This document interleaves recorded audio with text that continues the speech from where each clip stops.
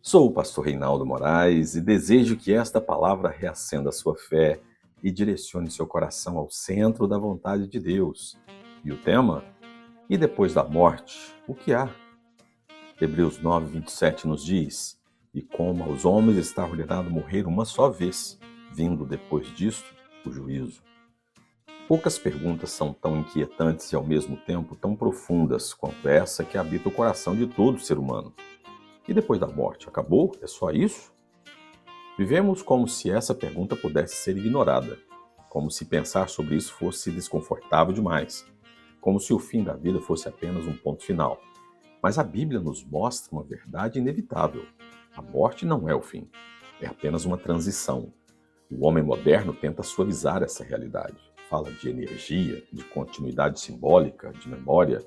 Outros tentam desafiar a morte, congelam corpos, estudam DNA, investem em tecnologias, mas no fundo todas essas tentativas revelam algo. O homem sabe que a morte não deveria ser o fim. E de fato não é. A palavra de Deus não trata a morte como um ponto final, mas como uma passagem, um encontro inevitável. Hebreus afirma, sem rodeios, depois disso, o juízo. Ou seja, a vida não termina na morte, ela continua e será avaliada pelo Criador. Portanto, se a morte não é o fim, então a vida não pode ser vivida de qualquer maneira. Se existe eternidade, então cada escolha aqui carrega peso eterno.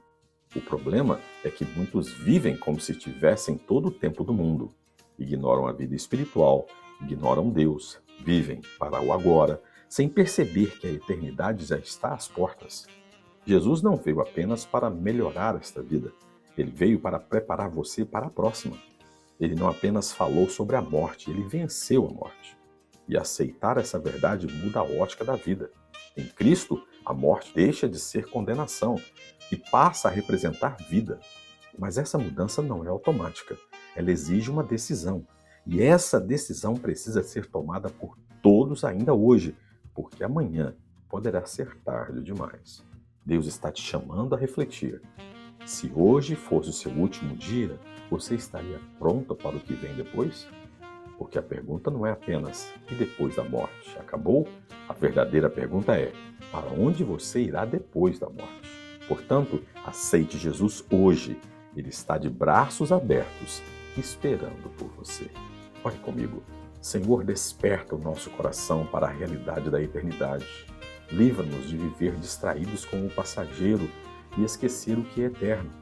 Dá-nos sabedoria para viver com propósito, com temor e com fé, e que a nossa esperança esteja firmada em Cristo, aquele que venceu a morte e nos deu a vida eterna.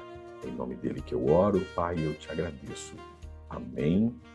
Paz.